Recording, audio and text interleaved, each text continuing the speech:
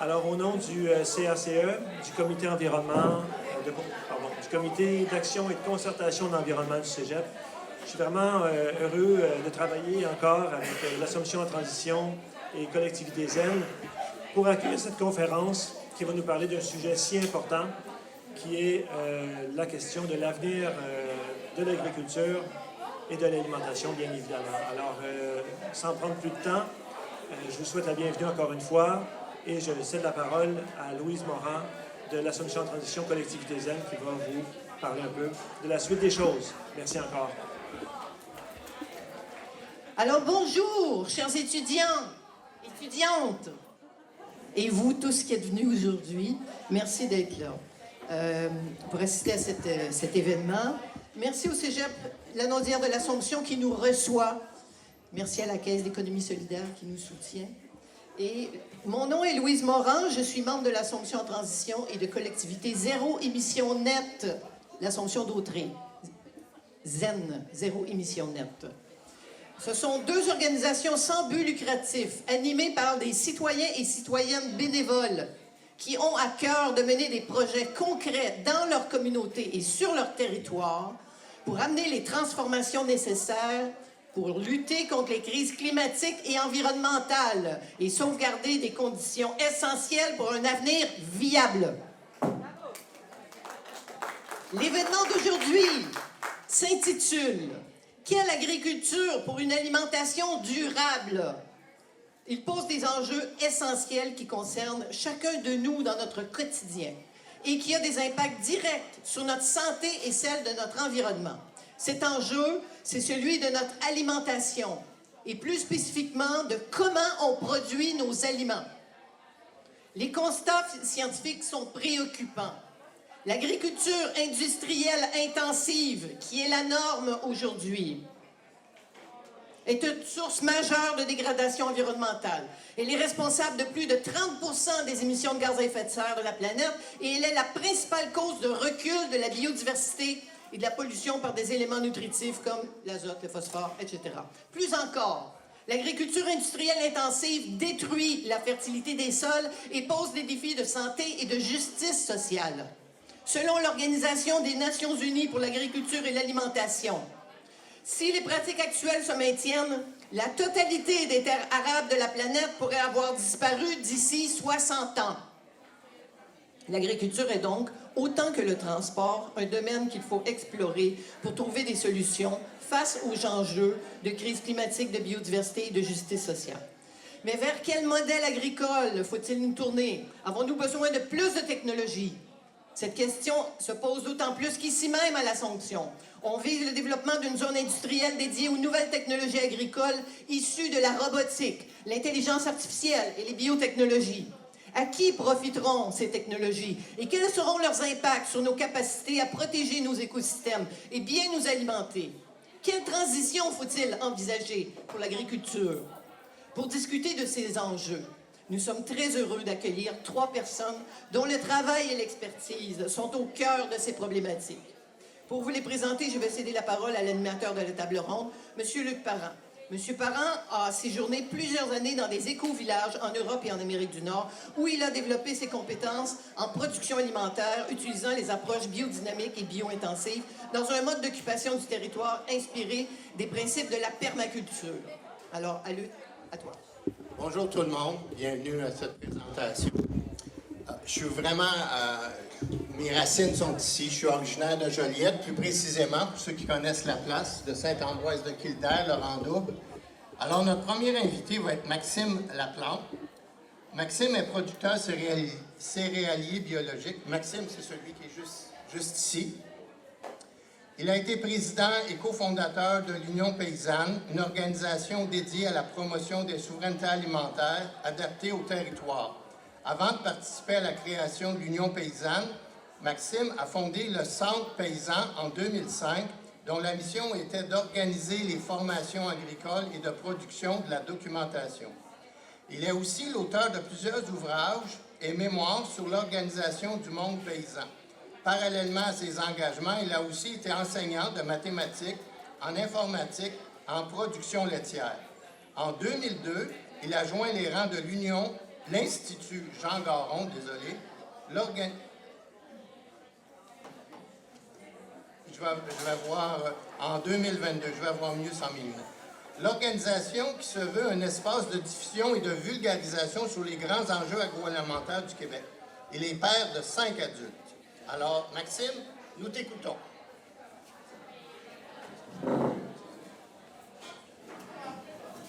Si ça vous va, je fais plus ça debout, j'ai besoin de bouger.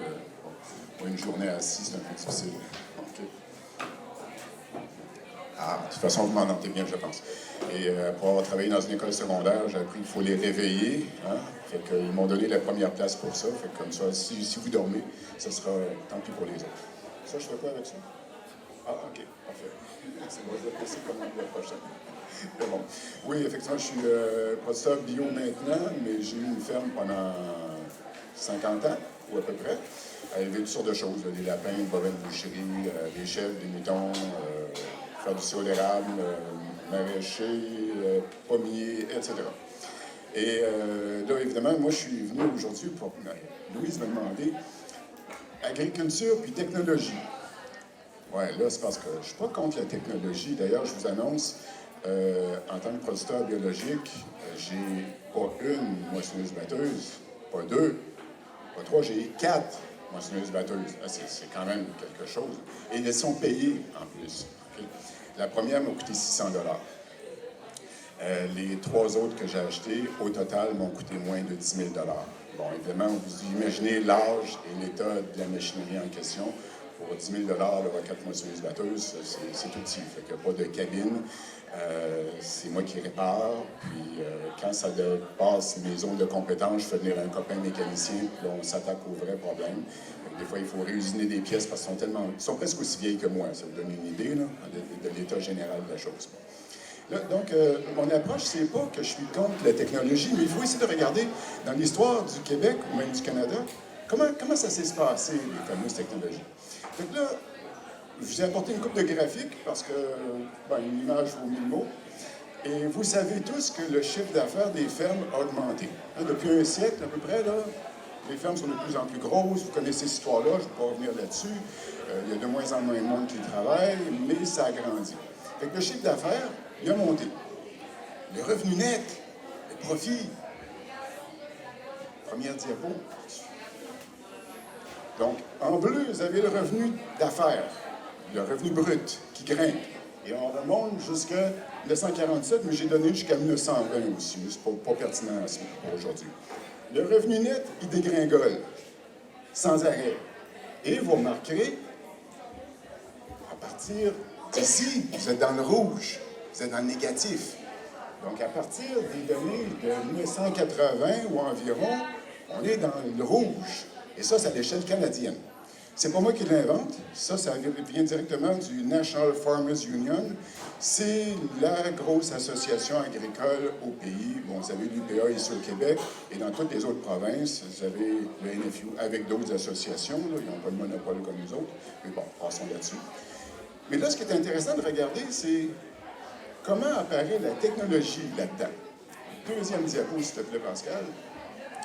Là, j'ai repris le même graphique, encore là, provenant du NFU, et vous avez l'apparition de toutes les belles technologies depuis pas loin d'un siècle. Vous avez les tracteurs, au début, vous avez l'électrification rurale, donc d'avoir du courant. Moi, quand j'étais petit, il y avait juste 2 petits fusibles dans la boîte, puis c'était suffisant pour la maison, la grange, le poulailler, le hangar, le couloir, etc. Fait que quand j'allais faire le train à l'étable, jamais parents, je vais à l'étable. Fait que faites pas griller des rôtis pendant ce temps-là, sinon si j'allume la lumière là-bas, le fusible va sauter, puis je vais me retrouver dans le noir. Okay? Fait qu'on se parlait avant d'utiliser l'électricité. C'était pas si loin que ça. Donc, vous avez ensuite les fertilisants, les engrais chimiques. Ça, c'était vraiment une grande zone. C'est la plus grande d'ailleurs. Vous avez les 4 roues motrices, les moissonneuses-batteuses, etc. Et le revenu net continue à dégringoler. Et là, vous êtes rendu, depuis la fin des années 90, sur toute l'histoire de GPS, robotisation, tracteurs activés par les ordinateurs, les satellites, etc. L'an dernier, je participais à une journée de démonstration de 150 producteurs agricoles bio. Là, on était près de Joliette. Puis il y avait un représentant qui était là pour vendre des systèmes de GPS au tracteur. Fait qu'il demande à l'assistance, est-ce qu'il y en a ici qui n'ont pas de GPS sur le tracteur? Là, je lève la main. J'étais tout seul. Là, on était 150, j'étais tout seul. J'étais le seul à ne pas avoir de GPS sur mon tracteur. Puis hors de question que j'en ai, de toute façon, je ne vois pas comment le tracteur pourrait supporter ça. Parce que c'est quand même 35 000 par tracteur. Okay?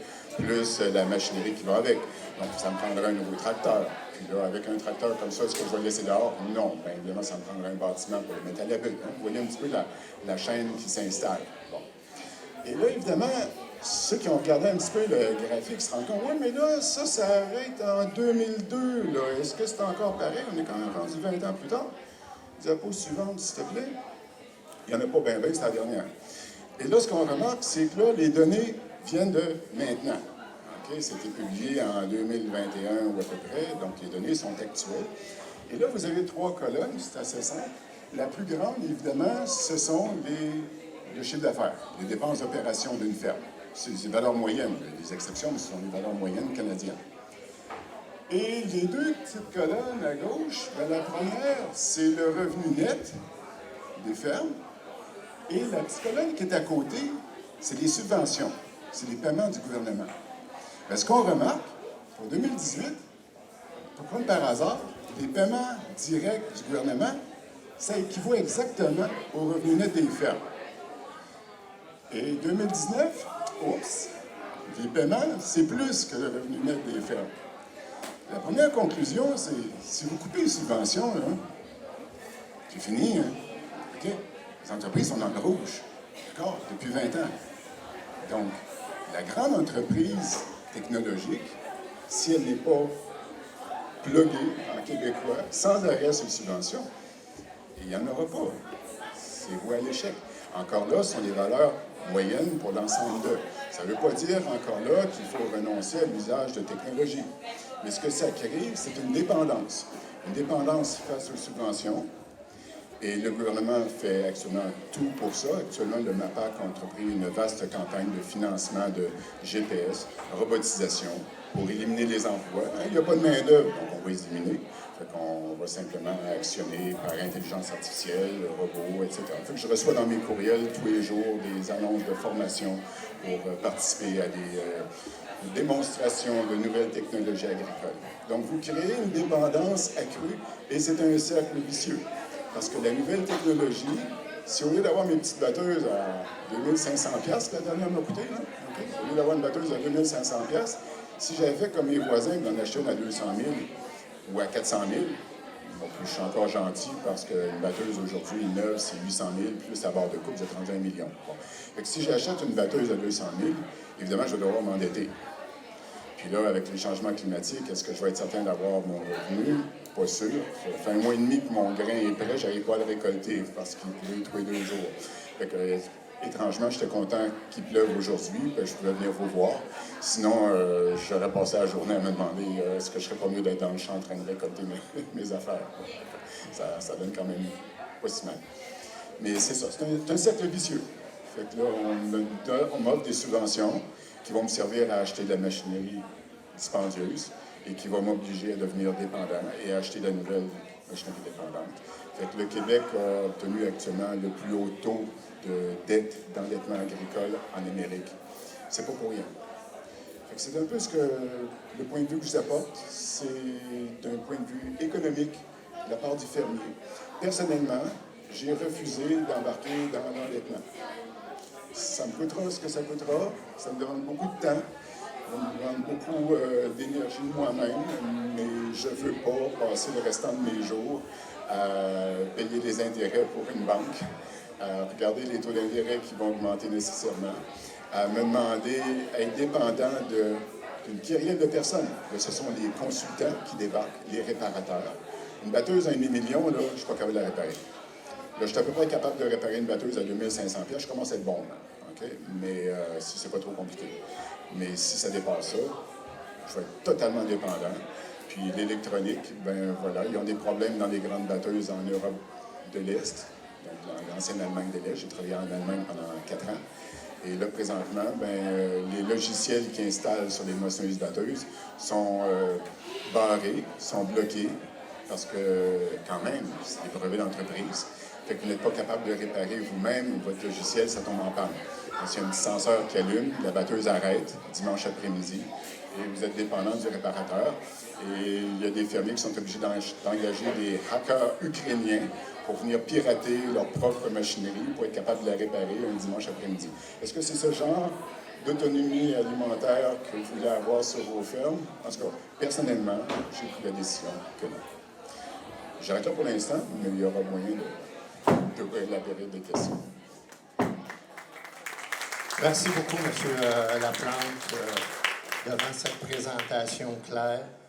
Si j'aurais à résumer, je dirais que vous avez fait un choix stratégique de rester plutôt petit au lieu de choisir l'endettement.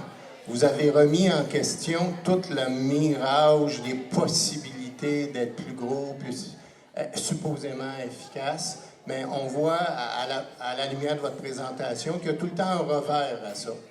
Alors, mais ça trace le portrait. C'est quoi la réalité aujourd'hui au Québec de ce type d'agriculture-là? Merci.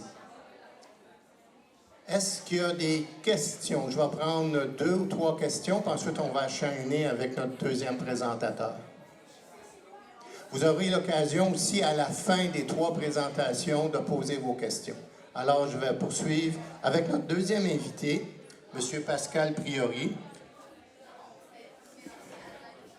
Pascal détient une maîtrise en sciences, est cofondateur et membre du conseil d'administration de Victimes des pesticides du Québec.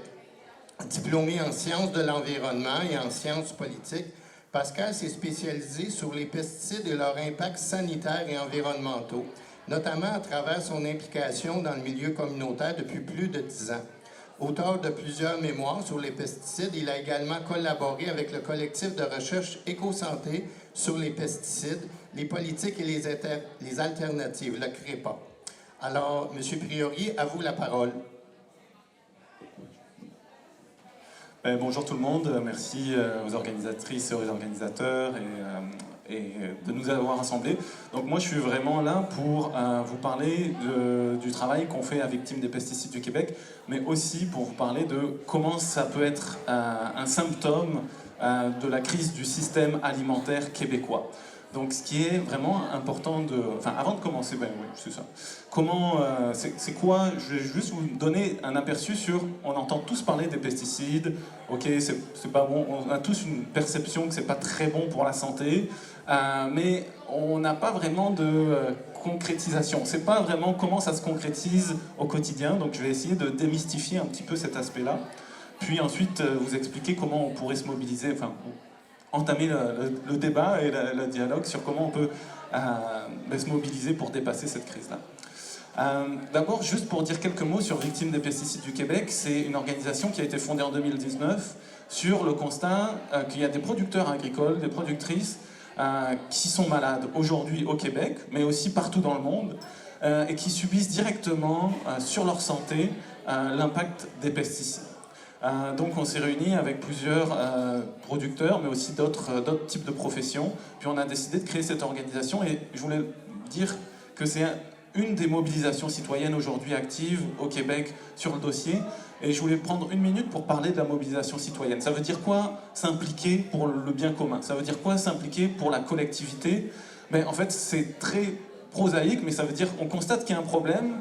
Et on constate que personne ne s'en occupe ou que ni les politiciens, ni les institutions, ni les personnes qui sont supposées en parler de ce problème-là font leur job quelque part. Donc ça veut dire qu'on s'est réunis, puis on s'est dit très bien, on va créer une organisation à but non lucratif, on va faire une première communication, on va rassembler les personnes, on va identifier des premières sources de financement et on va se mettre en route pour concrètement agir et interpeller tous les acteurs, toutes les parties prenantes du dossier, et pour essayer d'améliorer les choses et d'aider les personnes qui aujourd'hui en souffrent, et aider aussi les futures personnes, celles qui sont des travailleurs agricoles aujourd'hui, et qui demain seront malades malheureusement. Donc il y a beaucoup de travail à faire, et si vous voulez un reportage ou un aperçu plus complet de notre travail, je vous incite vraiment à regarder le reportage de la Semaine Verte qui s'appelle L'héritage des pesticides, ou le lourd héritage des pesticides, qui explique vraiment bien la problématique. Donc il a été rediffusé en octobre, et vous pouvez le trouver gratuitement en ligne. Juste pour parler des pesticides, d'abord c'est quoi un pesticide? C'est en fait un produit qui est conçu pour tuer le vivant. Étymologiquement, c'est ça. On parle de fongicides, d'herbicides, d'insecticides. Comment on est exposé? Évidemment, les professionnels, les agriculteurs, les employés, les applicateurs pesticides, bref, les paysagistes aussi, dans le milieu forestier aussi. Bref, il y en a plein. Il y a plein de types de professions qu'on sous-estime, mais il y a beaucoup de gens qui sont exposés. Évidemment, en tant que riverain, donc si on habite à proximité d'une zone agricole, on est exposé aux pesticides. Et enfin, évidemment, en tant que citoyen, consommateur, on respire de l'air qui contient des pesticides, on boit de l'eau qui en contient à des seuils beaucoup trop élevés au Québec, et on mange des aliments qui en contiennent malheureusement. Et aujourd'hui, la situation des pesticides est ubiquitaire, c'est-à-dire qu'il n'y a plus un endroit sur la planète où on ne retrouve pas de pesticides. Et c'est vraiment préoccupant, étant donné leur fonction, qui est de tuer des organismes vivants. Pour vous donner un aperçu, mais moi c'est quelque chose qui me frappe, et aujourd'hui on le sait, 99% des urines d'enfants de 3 à 7 ans présentent des traces de pesticides organophosphorés au Québec. Est-ce qu'on fait quelque chose avec cette donnée? Est-ce que le gouvernement agit proactivement? Non. Mais on va en revenir. C'est quoi l'impact des pesticides pour la santé? Puis là, je me base vraiment sur un travail d'expertise, de méta-analyse. C'est-à-dire, on rassemble toutes les études scientifiques qui sont faites sur le sujet, puis on les met derrière un rapport. Donc, c'est ce rapport qui a été publié par l'Institut national de santé et de la recherche médicale en France. Je pourrais vous en parler plus. Et qu'est-ce qui conclut ce rapport? C'est que l'exposition professionnelle, attention, c'est pas l'exposition en général, mais simplement professionnelle, crée a la potentiel de déclencher toute une série de maladies très graves. On va parler donc de lymphome non-hodgkinien, de myélome multiple, de cancer de la prostate, de maladie de Parkinson, de troubles cognitifs, bronchopneumopathie, bronchite, etc. Ça, c'est vraiment les maladies pour lesquelles il n'y a pas de doute. Si vous êtes exposé aux pesticides, vous risquez de développer ces maladies-là. Et ce n'est pas des maladies qui se déclenchent automatiquement après une exposition aux pesticides. Ça va se déclencher 10, 15, 20, 30 ans après votre exposition aux pesticides. Autrement dit, les pesticides vont être très agressifs sur votre système nerveux, sur notre capacité, on va dire, toutes les maladies liées au sang, les cancers du sang, etc. Tout l'aspect hormonal. Donc on parle de perturbateurs endocriniens, c'est-à-dire tout ce qui va jouer un rôle dans la reproduction. Donc, vous le savez peut-être, mais il y a de plus en plus de personnes qui ont des problèmes de reproduction, des troubles de la reproduction au Québec, c'est-à-dire qui n'arrivent pas à avoir d'enfants sans une assistance médicale. Mais les perturbateurs endocriniens jouent un rôle décisif pour ça. Il y a aussi un gros rôle sur toutes les maladies liées à la dépression, etc. Bref, il y a beaucoup d'enjeux de santé qui sont clairement identifiés par la science aujourd'hui et qui sont un des symptômes du problème de notre système alimentaire.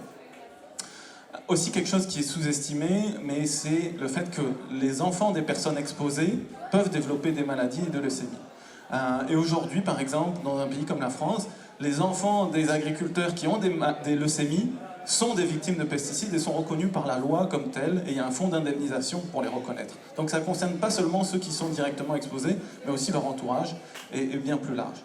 Et évidemment, comme j'en parlais tantôt, les riverains, les voisins des zones agricoles, jusqu'à 1,5 km, puis il y a certaines études qui vont jusqu'à 10 km, démontrent qu'il y a des risques de troubles cognitifs. Donc, par exemple, toutes les maladies du trouble du spectre de l'autisme, etc., la maladie de Parkinson, peuvent être liées aussi à juste vivre à proximité d'une zone qui utilise des pesticides. Donc, surtout au Québec, où on va faire du maïs soya OGM à grandeur.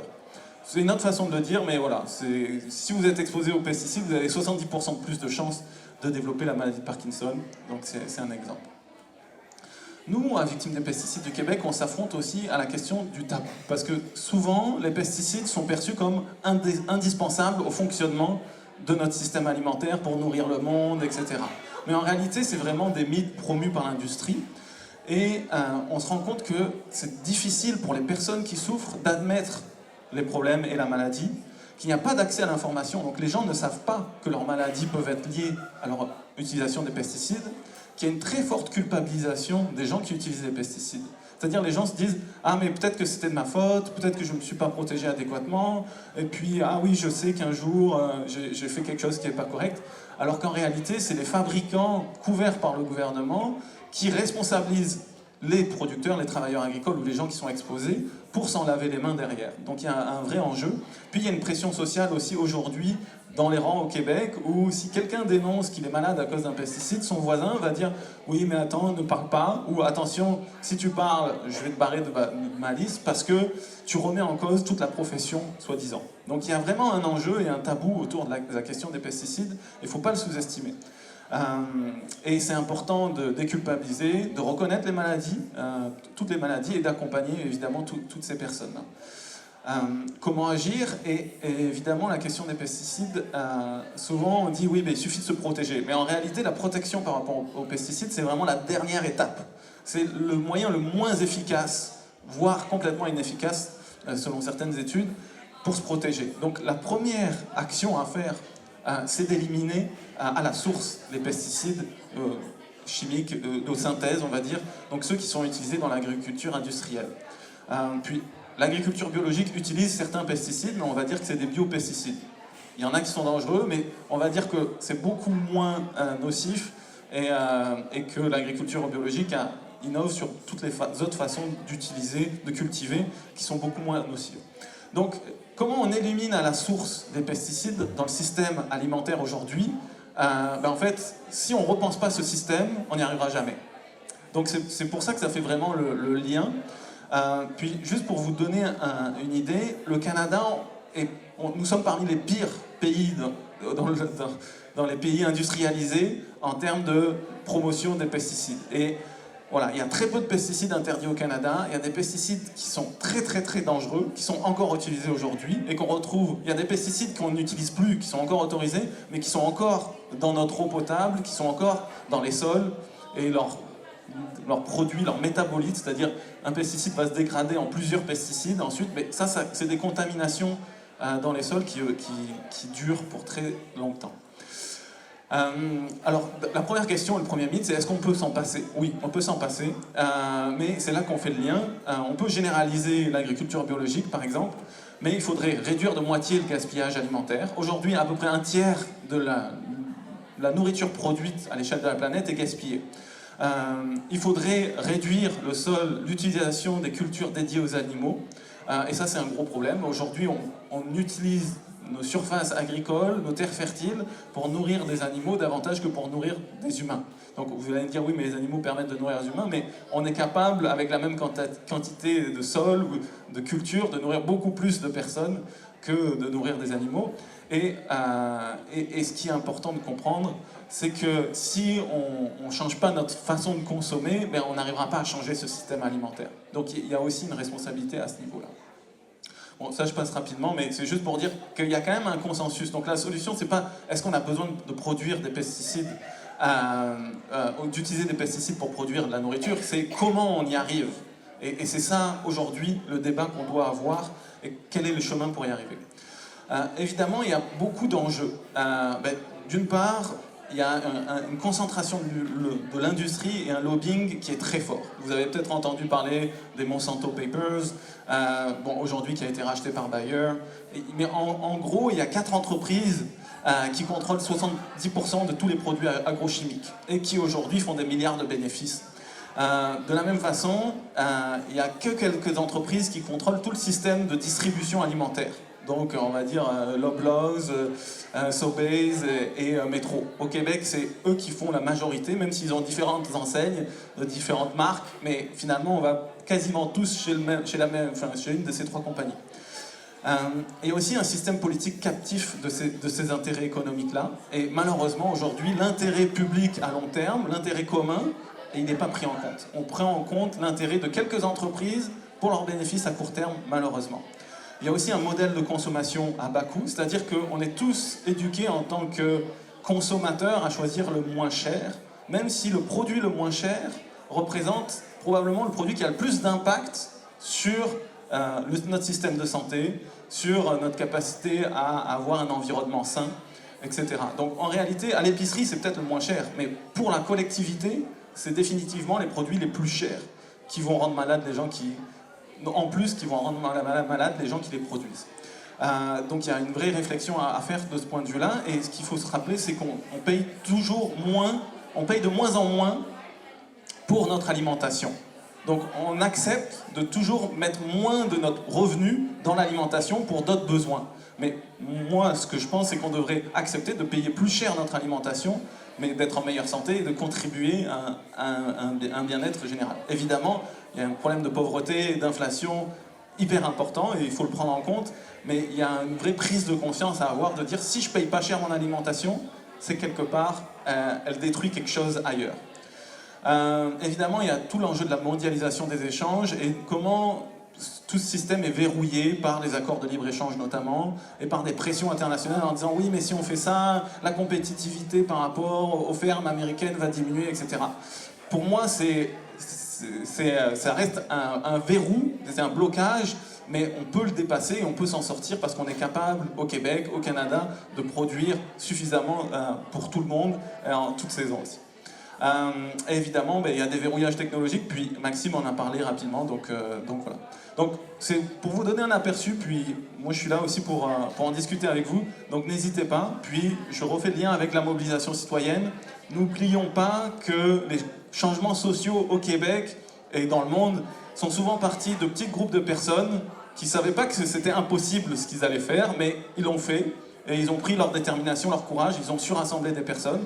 Donc moi je vous incite à faire de même, et je vous incite à soutenir les gens qui le font, parce que sinon ça ne changera pas. Donc voilà, ça ne va pas changer par la technologie ou par la bonne volonté des personnes qui sont élues, ça se passe plus qu'aux 4 ans, donc il faut se mobiliser à tous les échelons. Donc merci, puis...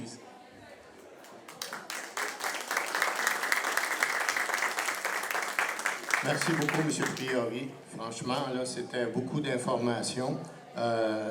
Ça rend la tâche plus difficile de résumer, mais ce que je dirais, je retiendrai, c'est l'importance de la mobilisation. J'ai retenu ça. Parce qu'on a du pouvoir, on n'est pas juste des victimes. Si on se met tout ensemble, on a du pouvoir. J'ai retenu que quand on achète moins cher, ça coûte plus cher pour la communauté parce qu'il y a des effets rebonds. Fait que ça, c'est, on a encore un pouvoir là. Puis le troisième pouvoir que j'ai vu, c'est on a vu l'affectation des terres. Si on diminuait juste un peu notre consommation de viande, ça aurait un effet sur l'ensemble du système. Alors, c'est ce que j'ai retenu. C'est sûr que c'est pas l'ensemble. On va y aller avec notre dernière, mais non la moindre, Madame Louise Vandelac.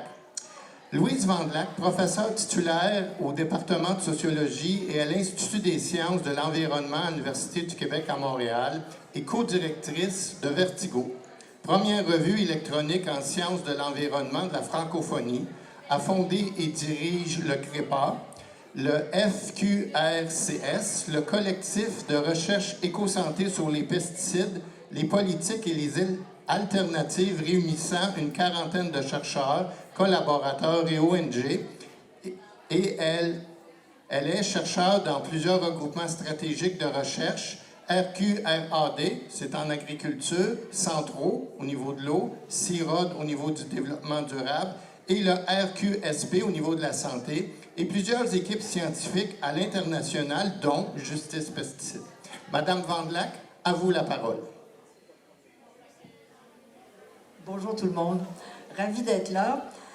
Et moi, j'ai une mission impossible, tenter de comprendre pourquoi ce qu'on vient de nous dire comme impasse au plan socio-économique, au plan des pratiques agricoles, mais aussi au plan de la santé, c'est encore beaucoup plus sérieux que ça en a l'air. On a pourtant l'impression, quand on dit, écoutez, c'est plus viable au plan économique ou c'est plus viable au plan de la santé, on se dit, la cour est pleine, n'en rajoutez plus. Et pourtant, ce dont je vais vous parler, c'est à partir de 2 rapports. Un rapport qu'on a fait avec IPES Food International et avec ETC Group, qui est pour un mouvement visionnaire pour une alimentation durable, transformer les systèmes alimentaires d'ici 2045. En fait, ce qu'on constate, c'est qu'il y a actuellement multiplication des crises, liées notamment à l'ensemble des effets pervers de la dégradation du climat et de la biodiversité, mais aussi les crises économiques, crise politique, géopolitique, on le voit, les limites planétaires et les fractures sociales et politiques. De façon simple, d'un côté, il y a le business as usual. On est dans une période de pandémie, de changement climatique, de choc. Et ce qui nous est proposé de plus en plus, c'est de croire que l'agriculture 4.0, c'est-à-dire misant sur le numérique, l'intelligence artificielle, la robotique, les technologies moléculaires et génomiques, l'édition de gènes, le forçage génétique, la biologie de synthèse, les biocapteurs et la convergence biodigitale, va pouvoir tout résoudre. Hein, c'est ce qu'on appelle le technological fix, l'impression que la technologie va pouvoir tout résoudre. Je ne suis pas contre l'utilisation de certaines technologies, mais encore faut-il savoir quelles sont ces technologies, à quelle fin on les utilise et aux mains de qui elles sont surtout. Or, ce à quoi on assiste actuellement, c'est à un glissement des géants de l'agrochimie vers les géants des données, c'est-à-dire Google, Amazon, Microsoft et les autres.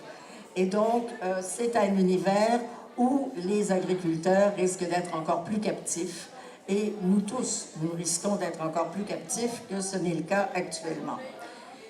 Par rapport à ça, il y a possibilité d'avoir, non pas un scénario agro-industriel, mais d'aller, hop, est-ce que je l'ai mis? Non, je ne l'ai pas mis là-dessus. Je m'excuse parce que je n'ai pas arrêté d'enlever des acétates tantôt, parce que ça aurait été beaucoup trop long.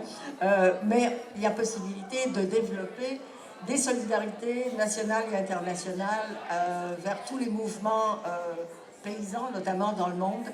Vous savez, 80% de notre nourriture et de la nourriture des gens, c'est produit par les gens un peu partout dans le monde et l'agriculture industrielle, c'est à peu près 20% de la production mondiale d'agriculture.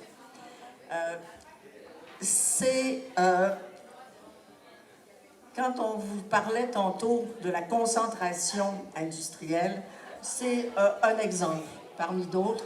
En fait, on a toutes les données depuis 30 ou 40 ans sur le fait qu'il y avait, par exemple, au niveau des semences, il y avait 850 compagnies de semences vers les années 1990.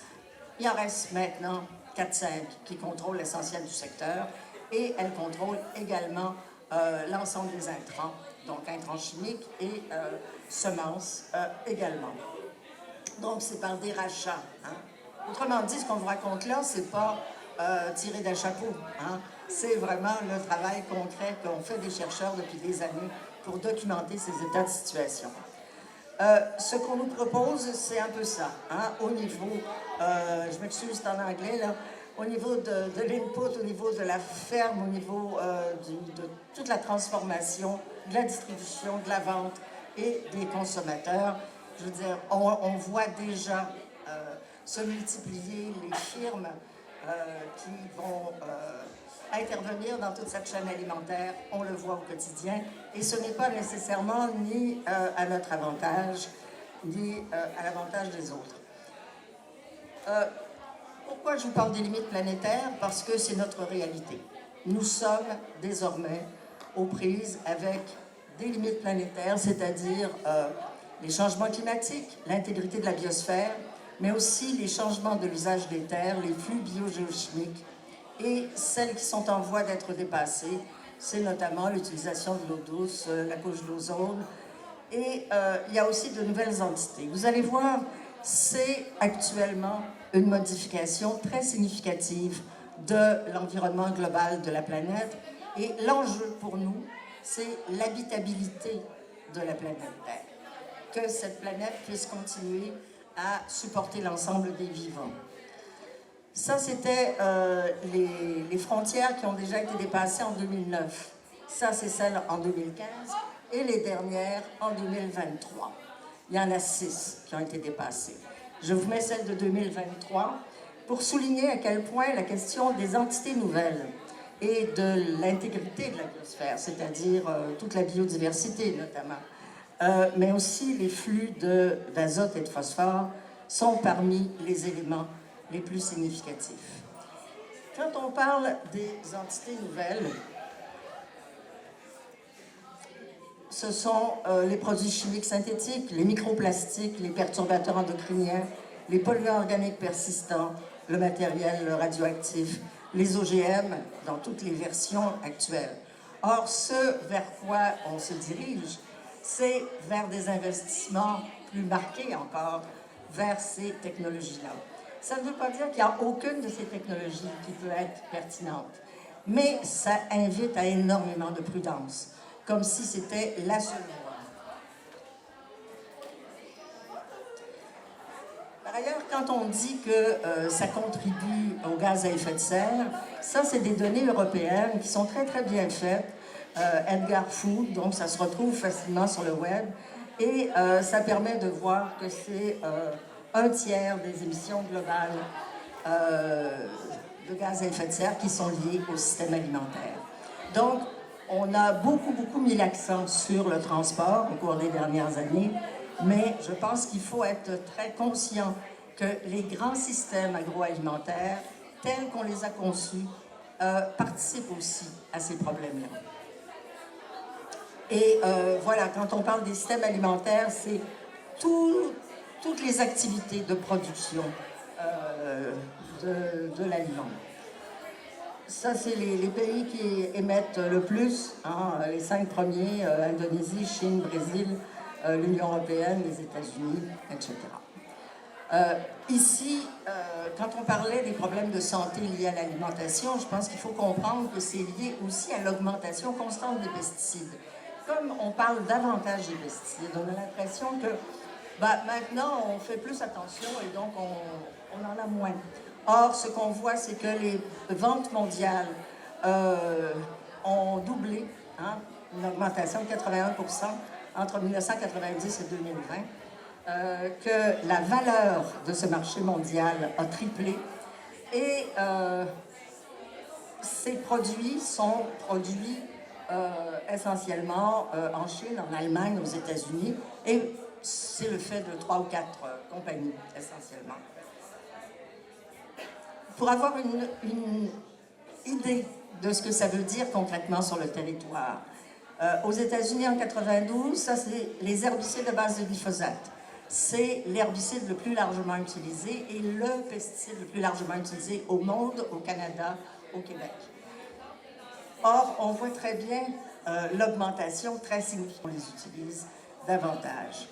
Et pour votre information, en Amérique du Nord, aux États-Unis, au Canada, au Brésil et en Argentine, on a introduit les OGM autour des années 1999-2000, essentiellement parce que les brevets du Roundup, le principal herbicide à base de glyphosate, en tout cas c'est la marque commerciale la plus connue, c'est pas la seule, qui était propriétaire de Monsanto, arrive à échéance. Donc, en développant des OGM dont la caractéristique première est de ne pas mourir en présence massive de ces herbicides, on faisait coup double.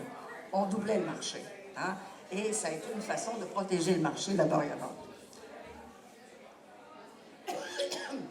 Quand on parle des effets des pesticides sur la santé, on ne s'est pas organisé. Hein? C'est complémentaire. Mais on estime à 385 millions les cas d'empoisonnement grave et non intentionnel aux pesticides et à 11 000 le nombre de décès par an dans le monde. C'est extrêmement important. Et évidemment, vous allez me dire, oui, mais ce n'est pas les pesticides qu'on utilise chez nous, c'est quand même pas ça, on n'a pas tant de cas de décès. Je me trompe entre les deux. C'est lié essentiellement aux pesticides hautement toxiques. Ici, on voit que ça a un effet sur la pollution des terres agricoles. Hein? 75% des terres agricoles à risque d'être contaminées et près du tiers sont déjà à haut risque. Mais les pesticides hautement toxiques interdits dans l'Union européenne sont exportés. Ils sont exportés notamment dans les pays du Sud. On le voit avec cette carte. 5 minutes. On va essayer de faire ça en 5 minutes.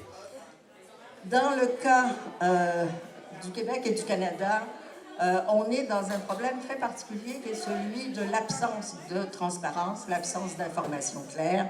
Et on constate que les normes aussi sont très, très laxistes par rapport aux normes européennes, notamment les normes québécoises sur le glyphosate, 210, alors que les normes européennes, c'est 0,1. Donc, on voit qu'on n'a pas du tout le même type de système. Je passe rapidement. Au Québec, le glyphosate, c'est 44% des ventes totales, 54% des ventes dans le secteur agricole. Et je vous fais remarquer que le S-métachlore est actuellement presque interdit en Europe, que le mancozeb est associé au problème de Parkinson. C'est 3,5 des ventes totales. Je veux dire, on se dit, mais qu'est-ce que c'est ce genre de choses-là? Déjà, on a encore de l'atrazine au Québec, on a diminué, mais on en a encore, alors que ça a été interdit depuis 2003 en France. En fait, c'est que l'évaluation est extrêmement problématique, l'évaluation des herbicides à base de glyphosate. Et je fais bien la distinction entre herbicides à base de glyphosate et glyphosate pour une raison très simple. La façon dont on nomme les choses fait en sorte qu'on est capable de voir la complexité d'un problème ou pas.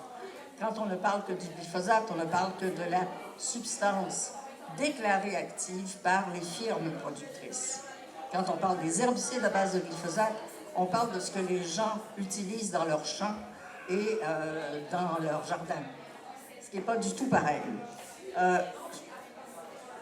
Et on a beau dire qu'il n'y a pas de problème, je pense qu'on ne peut pas taire le fait qu'il y ait 125 000 personnes qui aient tenté des poursuites aux États-Unis contre Bayer-Monsanto suite à des problèmes graves de santé, des problèmes de cancer. Ce qui a conduit Monsanto à deux choses qui sont intéressantes. La première, à tenter de faire un règlement hors cours qui leur a coûté 11 milliards. La deuxième, c'est de retirer pour le marché domestique, c'est-à-dire pour les jardins, le glyphosate. Ils l'ont retiré du commerce. Au Canada, nous l'avons jusqu'en 2032. Et nous avons fait une analyse très, très attentive de la base sur laquelle ça avait été accepté. Or, écoutez, c'est essentiellement la littérature de l'industrie. Il y avait moins de 1%, on a ça ici, là. C'est moins de 1% des articles publiés, des articles indépendants. Donc, c'est un vrai problème. Par ailleurs, sur les ventes réelles, écoutez, on est obligé, comme chercheur, d'avoir recours à la loi d'accès à l'information pour savoir quelles sont les ventes. C'est anormal dans une démocratie. Or, ce qu'on a vu, c'est qu'on nous dit c'est plus de 300 000 kilos par an. Mais plus de, écoutez, j'ai jamais vu des données statistiques comme ça. On a dit ben, plus que combien? En fait, par le biais de la loi d'accès à l'information, on a vu que c'était près de 470 000 kilos. En fait, si on constate, si on constate que c'est juste 40% de glyphosate, hein, autrement dit, ces chiffres-là, c'est juste pour le 40% de glyphosate.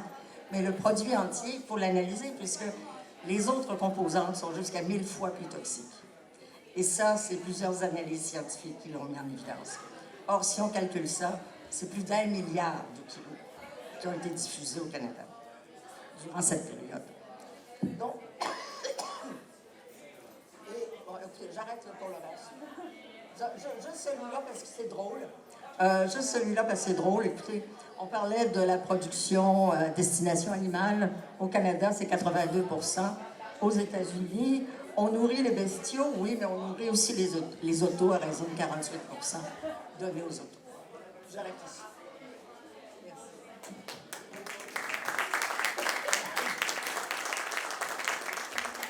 Merci beaucoup, Mme Vandelac. C'était très édifiant comme présentation. Ce que j'ai retenu à travers tous ces chiffres, ces statistiques, c'est que le pesticide le plus utilisé au Canada, donc c'est vrai au Québec, c'est le glyphosate. C'est un produit hautement toxique, malgré le fait que ça soit légal. Je ne sais pas si ça vous fait quelque chose, mais moi je trouve que c'est notre vie qui est menacée, parce que ça tue le vivant, et puis ça a des grosses répercussions.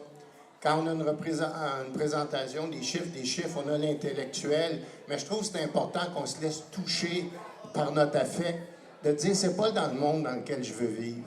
C'est ça que j'ai retenu. Alors, on est prête. Si vous avez des questions un peu plus pointues, puis dirigées à un de nos trois présentateurs, on est là pour ça. Il n'y a pas de questions idiotes, donc n'hésitez pas, même si c'est des questions de base, allez-y. Et le coût environnemental, comme tu soulignais, ben, c'est la même chose. Donc, voyez-vous, c'est quoi les pistes qu'il faut qu'on développe pour s'en aller vers une agriculture qui nous permette de nourrir le monde? Il n'y a pas longtemps, j'assistais à une consultation citoyenne à la ville de Repentigny. Puis là, ils nous demandaient quelle ville vous voulez en 2030-2040. Là, il y avait un plan de la ville, le secteur Est, là, il y a la zone agricole. Moi, je suis dans la zone agricole de Repentigny, et puis il y a 2 producteurs maraîchers à Repentigny qui produisent pour alimenter les gens. Le reste, c'est des gros producteurs de maïs là, qui servent à faire de l'éthanol, puis nourrir du bétail, puis il y a quelques fermes laitières, peut-être en prenant sa presqu'île, j'en veux 3 ou 4, là, mais pas plus que ça. Donc, c'est quoi votre... c'est quoi les pistes qu'il faudrait qu'on mette de l'avant pour essayer d'inverser cette tendance-là? Je finis avec ça. Au Québec, il y a la coopérative d'agriculture de proximité écologique, la CAPI. C'est quoi que vous proposez comme piste pour aller vers une agriculture plus... Si je peux me permettre, j'y vois 3 paliers d'intervention. Le premier, tout ce qu'on peut faire soi-même. Ça, c'est vraiment au-delà. C'est sommaire, j'en conviens, mais quand même pas si mal. On est à peu près au niveau numéro 1 mondial en matière de subventions agricoles par ferme. On bat les États-Unis, mais à fond la caisse. On est au pire que la Suisse, pire que la Norvège, pire que le Japon. Donc, l'agriculture du Québec est lourdement subventionnée. Les petits ne reçoivent pas grand-chose, puis évidemment, ça va au volume. Donc, le Québec et le Canada sont encore au volume de production. Hein. Les subventions, ils vont par hectare, ou par tonne de graines, ou par... etc. Ce qui est un non-sens. Et on n'a aucune attente de retour sur l'investissement. Exemple, dans le domaine de la santé, même si le système de santé... Fait que là, on subventionne, là, je caricature, mais à peine, pour faire du soya et du maïs transgénique, pour nourrir des cochons qui vont être exportés à l'autre bout de la planète. Il est où le bénéfice pour notre société? Pourquoi est-ce qu'on paie 2 milliards par année pour ça? Dire, on ne devrait pas plutôt mettre une exigence? Les impacts au niveau de la santé de la population, on ne les a même pas mesurés dans les années à venir, parce que le glyphosate, qui continue à être vendu jusqu'en 2032, c'est ce que j'ai retenu tantôt, ça n'a aucun sens. Je veux dire, c'est interdit en Europe, c'est interdit dans beaucoup de pays, en France, je pense. En tout cas, il y a des interdictions dans certains pays là, que j'avais déjà vues. Donc, c'est ça qui me travaille, puis que je me dis, là, il est temps pour un changement, là, mais vraiment un changement rapide là, au niveau du Québec. Ce type de service et surtout de les diffuser dans d'autres universités. Bonjour, Amélie Drainville. Je suis étudiante à la maîtrise. Donc, nécessairement, si on produit une quantité de nourriture, bon, on sait que le tiers est gaspillé environ, mais on produit en théorie une quantité suffisante de nourriture pour nourrir tout le monde. Bien, il y a le problème, le socle, puis ce qui soutient l'agriculture industrielle. Sans ces travailleurs et travailleuses-là, probablement que tout ça s'effondrerait parce qu'il n'y aurait personne pour faire les récoltes. Mais ces gens-là sont victimes d'abus. Ils ont l'impossibilité de... a été fait de nourrir le monde. Donc l'enjeu, c'est pas produire en quantité, c'est la distribution, la répartition et comment on partage ça. Et souvent, on pense à la solidarité internationale comme « Ah, on va leur apporter un sac de blé et ça ira ». Mais en fait, non. Ce que la Révolution verte a fait, c'est qu'elle a détruit les systèmes paysans des pays non industrialisés, mais en plus qu'ils étaient détruits ici, en exportant des productions alimentaires à bas coût qui faisaient en sorte que les paysans locaux, qui étaient encore moins ou quasiment pas, qu'on a empêché d'être subventionnés, parce qu'avec les accords de libre-échange, etc., se retrouvaient dans des situations absurdes et ensuite qui créent des situations de xénophobie quand il y a des migrations. Et ces migrations-là, elles sont renforcées aujourd'hui. Et voilà. Et je pense que, en tout cas, nous, on soutient les travailleurs étrangers temporaires qui sont exposés aux pesticides. Puis il y a eu un cas, par exemple, d'un travailleur, Armando Lazo Batista, qui a été reconnu comme malade professionnel parce qu'il a un lymphome après avoir travaillé dans les champs au Québec et exposé aux pesticides. Il faut prendre conscience que ces personnes, c'est les gens qui sont aujourd'hui les plus vulnérables parce qu'ils ont des permis de travail fermés, ce qui a été dénoncé par l'ONU comme des situations d'esclavage moderne. Aujourd'hui au Québec, là dans les champs autour de nous, il y a des situations d'esclavage moderne qui se précisent. Il y a eu d'ailleurs un film qui s'appelle Richelieu là, qui illustre ça, mais voilà, ça se passe là maintenant, et ça c'est très grave, et en fait c'est un scandale, ce permis de travail fermé, et les conditions dans lesquelles ces personnes travaillent. Évidemment, elles sont indispensables, évidemment, elles méritent d'être bien traitées et d'avoir tous les droits, mais c'est pas la réalité aujourd'hui. Donc il y a un vrai enjeu de justice sociale, de colonialisme aussi, qui s'exerce à plusieurs niveaux, et merci de le souligner. Et j'aborderai en même temps, Amélie, la question de la dépendance. Il y a 32 000 travailleurs agricoles étrangers, grosso modo au Québec uniquement, pour 28 000 fermes. Fait que c'est pas juste le maraîcher, là. Il y en a partout. Là. Je me promène, c'est les fermes laitières, les fermes porcines, les grandes cultures céréalières. Il y a des travailleurs immigrants partout dans notre agriculture. Exact. Oui. Effectivement, elle souligne que vous avez beaucoup de main-d'œuvre étrangère dans le secteur de la transformation alimentaire, ce qui est tout à fait juste. Je n'ai pas les chiffres exacts, mais vous avez tout à fait raison. Et on n'est pas juste dépendant pour la main-d'œuvre. Quand on parle d'autonomie alimentaire au Québec, là, le ministre de la Montagne aime bien ressortir cette marotte-là, mais toute la machinerie agricole qu'on a, c'est toute l'importation. On ne fabrique plus rien en termes de machinerie. Là. Mes tracteurs, c'est toute l'importation. Mon peigne pour sarcler, ça vient d'Autriche, parce qu'il y a une subvention uniquement si je l'achète neuf, puis il n'y a pas de fabricant neuf au Québec, donc il faut que je l'achète importé pour avoir droit à la petite subvention. Mais ça coûterait moins cher de le fabriquer ici au Québec, mais je n'ai pas droit à la subvention, fait qu'il me coûterait plus cher que de l'importer. Ça, c'est complètement absurde, fait qu'on subventionne l'importation de machinerie au lieu de soutenir la production locale de machinerie. C'est valable pour les engrais, azote, phosphate et phosphore. Le Québec ne produit rien de ces trois-là. C'est les trois premiers éléments chimiques indispensables à la production agricole. Donc, l'azote, ça vient du gaz naturel de Russie. Parce que le Québec finance la guerre de Poutine. Moi, je devrais pas m'embarquer là-dessus, ça serait déprimant. La potasse, il n'y a aucune mine de potasse au Québec. Tout ça vient de la Saskatchewan. Phosphate, il n'y a aucune mine de phosphate au Canada. Point. Bon. Moi, il y a des projets, mais... C'est ça, des promesses encore. Mais ça vous donne une idée. Donc, on est dépendant, mais totalement sur toute la chaîne. Et on continue à maintenir un système de monopole en place, dont on dit qu'il y a quelques acheteurs, mais il ne faut pas oublier, quand on parlait de la question politique, là, c'est une vieille marotte de ma part, je m'en excuse d'avance, le Québec, situation unique au monde, continue à maintenir un monopole obligatoire de représentation des agriculteurs. L'UPA. Et je vais le nommer clairement, parce que pour moi, c'est un cartel légalisé. C'est une association professionnelle. Un syndicat devrait faire la défense d'employés. Les fermiers ne sont pas des employés, ce sont des patrons. Fait que déjà au départ, ça dérape. Et l'UPA contrôle 85% de la mise en marché des produits agricoles au Québec. Je vends du soya que j'ai semé avec mes semences, que j'ai sarclé, que j'ai récolté, que j'ai criblé, que j'ai entreposé, que j'ai vendu, j'ai payé le transport. Je dois quand même, pour chaque tonne de soya que je produis, payer une cote qui va aller dans les caisses de l'UPA, qui continue à maintenir un système de monopole et qui continue à maintenir un modèle unique. Fait que c'est pour ça que l'influence politique est majeure. Tant qu'on ne brisera pas cette situation-là, ben on va faire du positivisme, puis on va espérer que tout aille mieux, mais je suis un petit peu plus cynique que ça. Désolé. Est-ce qu'il y a d'autres questions? Ah. C'est plus un commentaire que si j'étais dictateur, ben, tu travaillerais 4 jours semaine, puis le 5e jour, il faudrait que tu y ailles te faire de la bouffe sur une ferme. Fait que là, moi, je vous invite à trouver un fermier puis aller faire du bénévolat ou aller lui faire un jardin ou dans une optique de sécurité et d'autonomie alimentaire. Mais c'est ces gestes-là pour moi, c'est ça le modèle. Puis,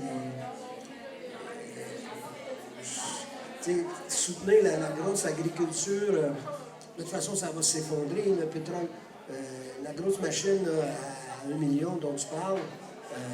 Sans subvention. Ben, Sans subvention, il n'y aurait aucune grande ferme au Québec. Je parlais de la Suisse tout à l'heure.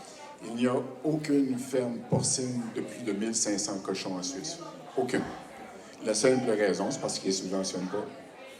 Olimel, avec ses fermetures d'abattoirs, etc., c'est un monopole. Ben ici, on a une belle industrie porcine qui fait des porcs, qui les envoie au Japon, mais on regarde la marque. Et tout ça, c'est été subventionné. Et s'il n'y a pas de subvention, oubliez ça. Arrêtez les subventions, il n'y a plus d'industrie porcine. Et je prends l'exemple du lait. Le Québec est connu, production laitière, etc. La moyenne vache laitière au Québec, c'est 73 vaches à peu près. C'est en augmentation rapide. Là. Les projets de 200 à 400 vaches, ça s'implante. Mais en tout cas, moyenne d'à peu près 73 vaches. Tout est politique, tout est démarche, tout est implication. Puis je veux m'adresser aussi à tout le monde qui sont ici en arrière et qui nous ont soit écoutés ou entendus pendant cette période-là. On a fait ça ici au Collège de l'Assomption parce qu'on sait que la politique, ça concerne de toute façon. Mais je vous remercie vraiment énormément, vous trois, de vous être déplacés ici aujourd'hui pour nous rappeler ça, nous rappeler que c'est en s'impliquant, puis c'est en militant, puis c'est en posant des gestes, une personne à la fois, qu'on fait une différence, puis qu'on avance. Je veux pas que le discours d'aujourd'hui soit juste anxiogène puis inquiétant. La vie n'est pas juste anxiogène puis inquiétante. Elle est vivante, elle est belle, puis elle est multiple. Donc, merci beaucoup. Ça va être mon commentaire pour aujourd'hui. Merci. Je vous remercie infiniment. Merci à nos conférenciers. Merci à la Solution en transition. Merci à la Zéro Émission. Et je laisse le mot de la fin à Louise. Et merci à Collectivité Zéro Émission Net qui collabore aussi en partenariat avec l'Assomption en transition. Merci à vous.